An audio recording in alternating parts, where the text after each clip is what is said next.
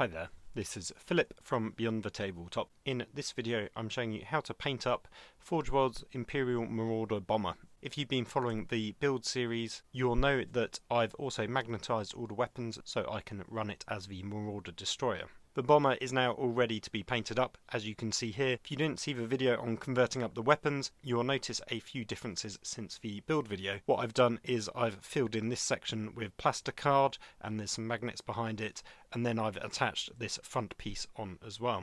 I've got this piece to paint up, and then I've also got a bag of all the other small parts that also need painting, which are paint up separately. So for those that are interested, here are all the parts effectively exploded out into their individual components, just to show you all the individual pieces that will be painted separately before gluing them all back together once it's all been painted. As you can see, there's quite a lot, but a lot of them are quite repetitive, such as the canopy frames, the engines, and a lot of the weapons, so hopefully it won't take too long.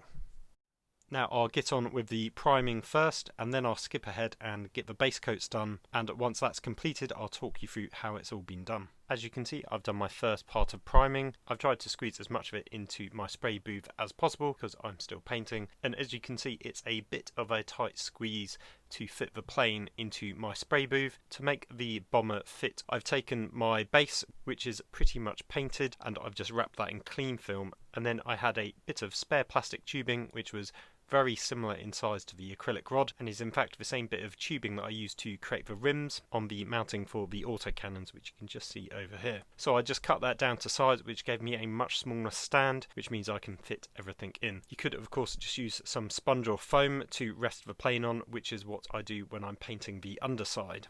In terms of the model itself, I've primed it black, and then I sprayed all over with lead belcher, and then I did a layer spray with Ironbreaker. With the Ironbreaker I concentrated that in the centre of the panels, trying to avoid those panel lines, just so you get a slight shade and depth going through the model. Now it might seem a bit odd that I've sprayed it silver, because that's not going to be the final colour that I'm painting it in. Instead, this is just an underlayer for the chipping effects.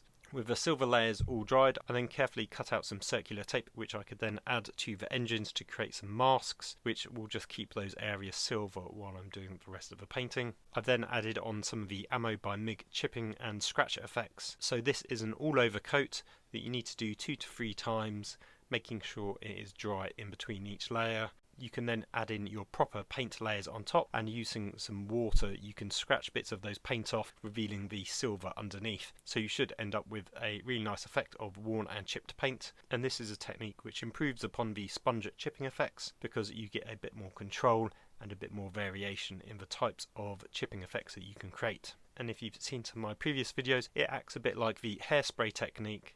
As you can see here, most things have been painted silver. The guns and the engines are going to be painted silver anyway. They don't really need the chipping fluid on them, whereas other parts such as the canopies and the inside of the gunner cabins, they are also going to have that chipping effect applied. The pilots, however, are all going to be painted up separately, so we don't need to worry about painting any parts of that silver. So with that all said, it's now on to the base layers. I've done the first steps in the base coats. What I initially did is I put down a thin layer of Scavenge Blight Dinge just over all the metallic areas on the top part of the plane, so I've not worried about the underneath section just yet, because that's going to be a completely different colour. With the Scavenge Blight Dinge covering up the majority of that metallic layer, I then applied Dawnstone over it, and to make sure that you don't get too flat a look, I made sure I applied a bit more Dawnstone in the middle of panels just to brighten them up, and then I went over all the panel lines with Scavenge Blight Dinge, which creates these nice faded lines throughout the model. And then to help blend those two colours together, as well as darken the model slightly, I created a glaze from Eshin Grey, just mixing the Eshin Grey with airbrush thinner, thinning it down so it is even thinner than a wash, and then that just ever so slightly darkens the model down. And I let that dry, and I applied that 3 times, making sure it was dry between each layer. And now everything's dry, I can apply my masking tape and start on my camo scheme. You can see here that I've masked up the camo scheme that I'm going to create. It's actually based on a World War II camo scheme. I'll try and link to the original reference image that I'm using. So having a reference image for this kind of thing is really handy, otherwise you could just make it up as you go along. Now I've used a variety of sizes of Tamiya tape. For the easy flat sections such as the wings, I've used quite large tape, but sometimes when I'm going over complex angles or details on the model such as rivets, I've used 2mm tape because that can bend much more easier, and then I can fill out the rest of the mask with the normal tape. So the small green bits that you can see is that really thin tape, whereas the larger variety of tape is all the yellow tape. So I'll turn it around to the left hand side of the model just so you can see how it looks there. I've also masked up the engines because they will be visible from the side, so they'll be using that original colour scheme. And then here it is from the right hand side, and again you can see the masking underneath on those engines. Remember, we don't need to worry at this stage about the underside of the model because that's going to be painted in a completely different colour. The first thing I did was apply a couple of coats to the non-masked area using that chipping fluid by Ammo. Then I applied 2 coats of Eshin Grey just to get a reasonably solid colour all the way over the model, and then I mixed some Abaddon Black in with the Eshin Grey just to darken it down, and then I thinned it with airbrush thinner just to thin it down, not quite to a glaze level, and then I applied that all over the panel lines on that Eshin Grey just to create some more gradients within that area, so it's just not one solid block of colour. And then once that had all dried, I could peel off the Tamiya tape, just being very careful, especially on the sides where some of the top coat was coming off, showing that silver below. So I might just have to touch up a few areas where that happened. So here is the left side, here's the rear, here's the right hand side, and then lastly we have the front. So the next step is to do the underside. I'm going to skip ahead a little bit just so I'm not showing you every single step, but what I'm going to do is mask off the key areas, so when I'm painting the underside I'm not spilling over onto any of the side areas that I don't want to get paint on. When it comes to certain things like these wings, I don't need to mask these off because I'm just going to be spraying underneath, and then by using directional control you can ensure you're not going to be painting the underside by mistake. So with the key bits masked off that I need, I'm going to then apply the chipping fluid, and then I'm going to use Ulfran Grey, which is going to be the main base coat, and then sparingly I'm going to use Skull White just in a few areas, again just to make sure the panels don't look too flat. And then once that's all done, I can remove the mask, which should get us to the next step. So I've done a fair bit more since I last showed you. After doing the initial grey camo scheme, I then went and masked up and did the underneath, which is in Ulfran Grey. You can see that I kept some bits in grey, such as just this top section here, so you can see that it all lines up, and you kind of continue on that grey colour scheme just on some of the side view. And then I added on the stripes, which was using Avalon Sunset. I had to be quite careful when masking this up to not get any overspray. Despite that, there was still some overspray, that yellow spilling out onto other parts of the model, so I had to then go back and touch up those parts with the original colours. With the markings all down, I then went over the whole model panel by panel, section by section, just applying some water and a brush and a toothpick just to slowly scratch off bits of the paint. So some parts such as the dark camo scheme would reveal the lighter Dawnstone underneath, and then if I wanted to scratch a bit heavier, I would then go back down to that metallic layer made out of lead belcher and ironbreaker. If I show you on this side, you can see some of the weathering on the yellow paint marks where it's removed the yellow but just showing the grey underneath, which makes sense because those yellow markings are going to be added on top of the original camo scheme. And you can also see some more weathering here.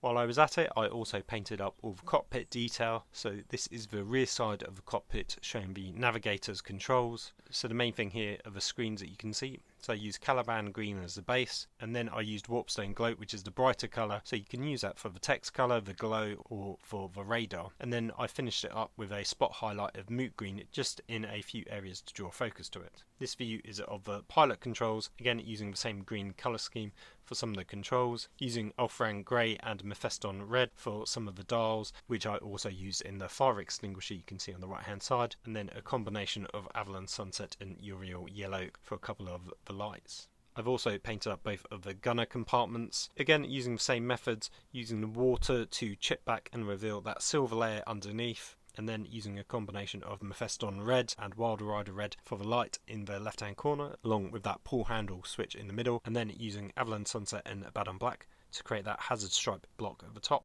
Now the gunner covers the majority of this middle section, so you won't be able to see too much of a detail unless you're looking really closely, which is why I decided to paint up a hazard stripe box, just to be an eye-catching feature when looking through the window at the top. I've gone away and I've done a fair bit of work. In addition to the cockpit detail, I've now done the pilots, as well as the front and rear gunners, as well as the gunner in the middle. I've also done the front of the engines. For those, I painted them black initially, then I dry brushed on some Balthasar gold, mottling it around so there was still a fair bit of black showing, and then I repeated that process using brass scorpion. And once I had done that, I then also dry brushed on some ironbreaker more towards the front just to lighten up the tone further. Once that was done, I had then varnished the entire model in gloss varnish, and then I applied the transfers down using microsoled and microset, and then lastly I've given it all another coat with gloss varnish just to seal it all down, and that will help aid me with the next step, which is using the oil washes. So you can see some of the detail here, such as transfers. So Richard, who's my friend who's commissioned me for this project, wanted the plane to be called Athena, and Athena is the goddess of war, and her weapon is a spear, so that combos really well with the nose art from the old Elysian transfers. The word Athene was only available on the transfer sheet, so I managed to cut off the last E and replace that with an A to spell Athena. So here you can also see the pilots in place. It was a bit tricky to get the pilots to fit in, but I did manage to do it in the end. But cutting a small notch out in the bottom of the pilot seat really helped. If you want to see more on how I did that, you can check out the build video. On this side you can also see a campaign marking as well as the transfer for Elysia, and you can also see the repeated nose art that's on the other side of the model. On the wingtip I used an Imperial Aquila. That transfer is from the Baneblade kit. On the tail I used a smaller Imperial Aquila. This one is from the Chimera kit, and then dotted around the plane where there's some hatches I've added on some instructional symbols, so these ones are again from the Elysian transfer sheet. Here you can see the gunners. I painted them up to match Richard's Elysian army using Dark Reaper as the main colour for the canvas, along with Leadbelcher and Ironbreaker for the armour, and then Macragge blue for the base of the visor, going up to a highlight of Calidor blue.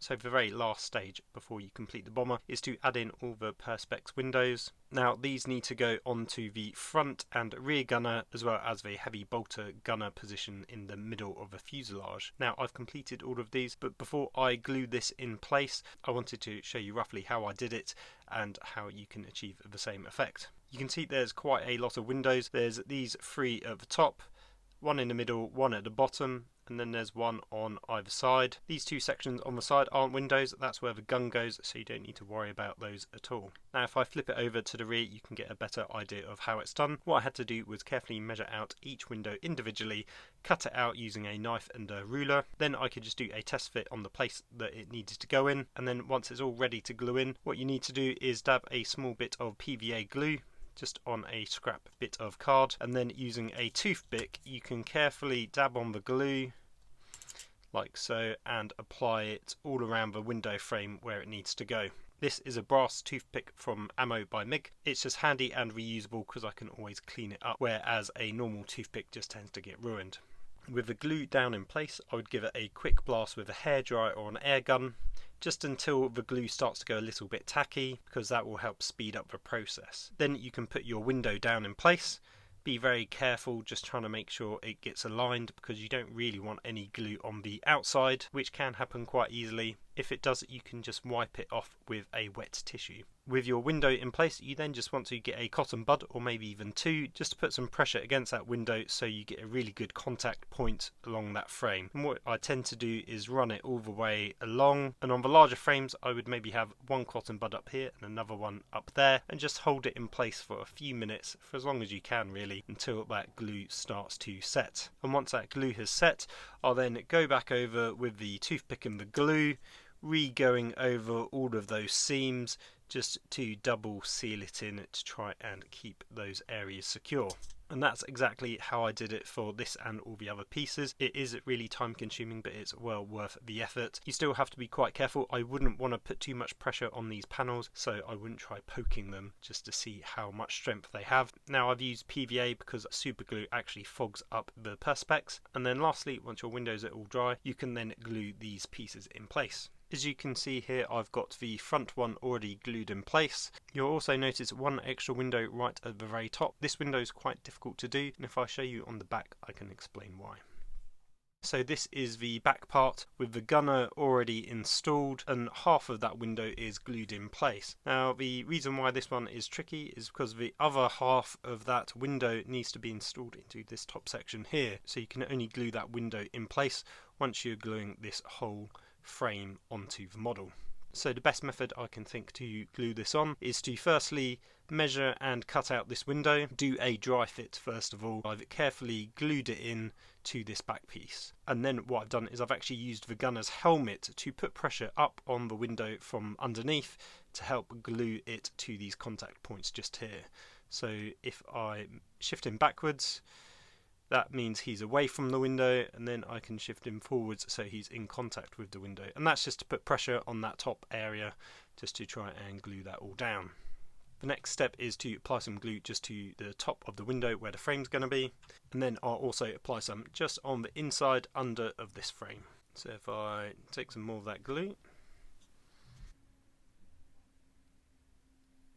run it along the edge, and then I can do the same here.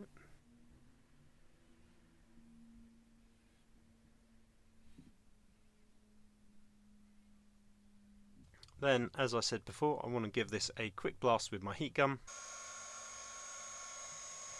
Then I just need to add in some glue around the key points of this frame, just so I can glue these two halves together.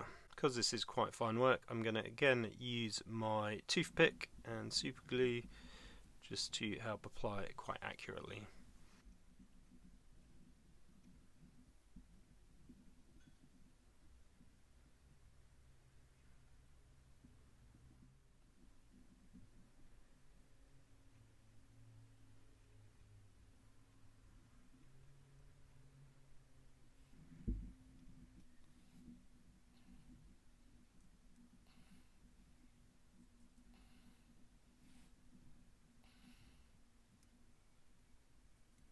With that all done, I just need to carefully place this all together.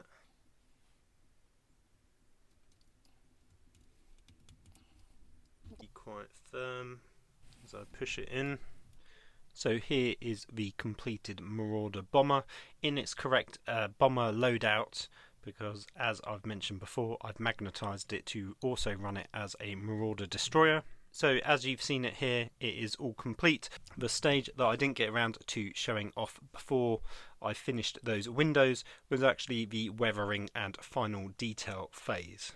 So for the majority of the plane it was quite simple. I did a pin wash using burnt umber and black oil paints, which I've done before, and I'll put a link in the top right hand corner for you to check that video out. But this time, instead of it being an all over wash like it was with my Lehman Russ tanks, this time it was just a pin wash just going in those panel lines. So I was being very careful and accurate with it, and then using a cotton bud just to remove any excess that spilled over. When that was completed, I then used this MIG Nature Effects, this one being the earth. So I did that in a lot of the recesses, such as this area just along here. So I didn't want to put it in the panel lines too much, but I added it in areas where I think dirt and dust would have built up on the plane as it was flying. So anywhere that's basically not going to be aerodynamic and dust can build up.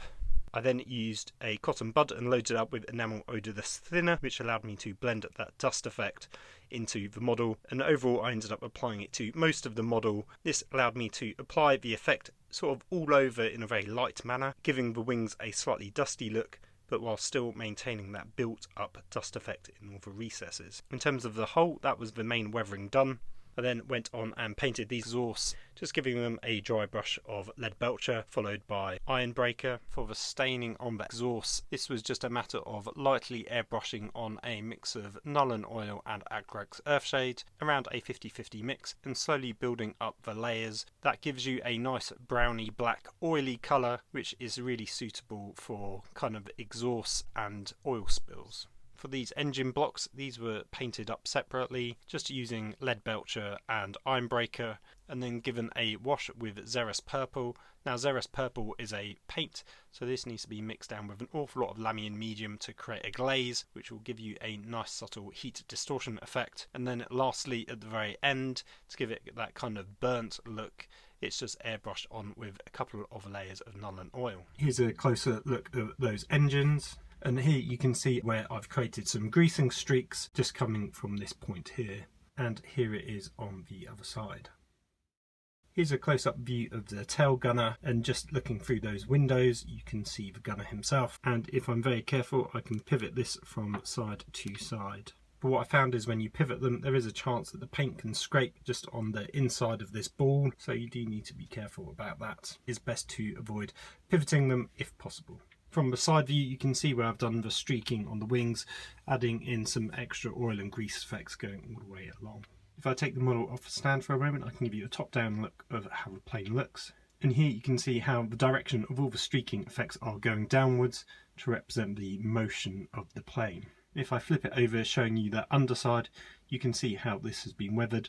As the bottom side is less visible, I didn't add on the airfield dust. Instead, I just used the oil wash mix to create that dirtied undercarriage look. When it came to painting up the weapon components, the majority of the colours use Eshin Grey as a base because this is the core colour component to the fuselage of the plane. And then for any of the metallic areas I based Abaddon Black, then did a dry brush of Lead Belcher followed by Ironbreaker. The slightly golden colours use Hashnut Copper with an Agrax Earthshade wash, and then a slight highlight of Lead Belcher. On the autocannons, all the silver metallic parts got a wash of Nuln Oil, but I also sprayed Nuln Oil repeatedly at the very end just to create a burn effect from the heat. The canvas parts of the guns were painted with thinned down Abaddon Black. This was on top of the Eshin Grey, just so some of that Eshin Grey seeps through ever so slightly as a subtle highlight. Lastly, the targeters were based in Mephiston Red, and a slight highlight of Evil Sun Scarlet in the corner to create that lens effect. So this is the completed Marauder Bomber, and as I've mentioned before, all the weapons are magnetised, so I can now swap out those weapons into the Marauder Destroyer variant. So I can take the las cannons off and drop in the autocannons.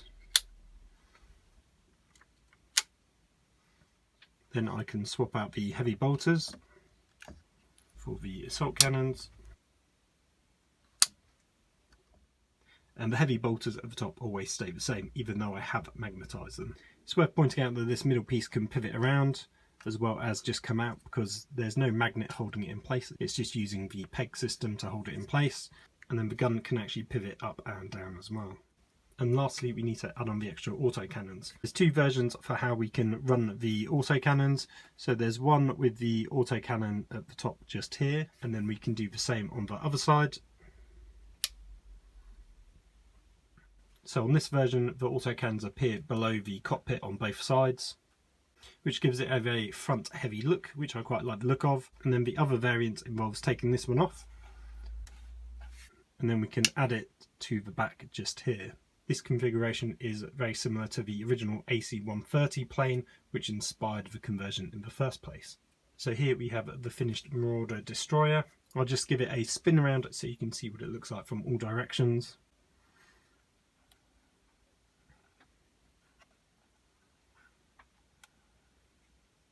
Here you get a better view of seeing the assault cannons on the rear tail.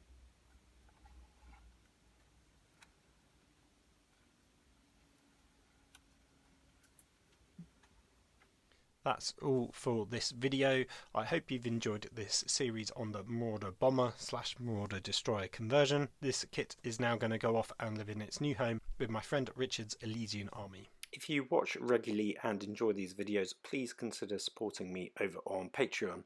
Any support is greatly appreciated, and it allows me to spend more time making these videos as they're quite time consuming to put together. If you'd like to support me, the link is in the description below.